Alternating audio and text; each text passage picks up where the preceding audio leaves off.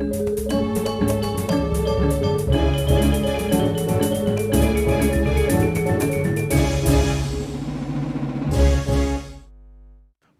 tradisi megibung kantun kelestarian oleh Krama Ring Bali.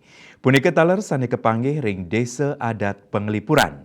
Desa sani kasup pinaka desa terbersih di dunia inucap, kantun ngemargiang tradisi megibung. Katanya ni ritat kala wenten acara pewiwahan.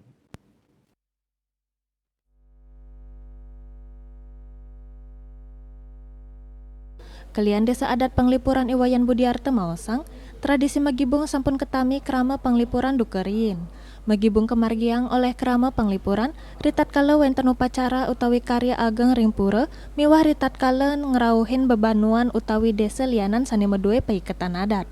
Megibung taler katanyane kemargiang nyening wenten acara pewiwahan.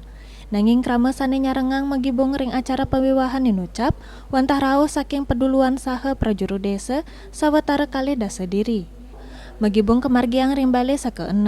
Uniknya nih ring tradisi megibung inucap, maka kali sane nuenang karya pacang nyicen ayahan langsung, sekadi maktang nasi kuah, miwah toya majeng para peduluan tur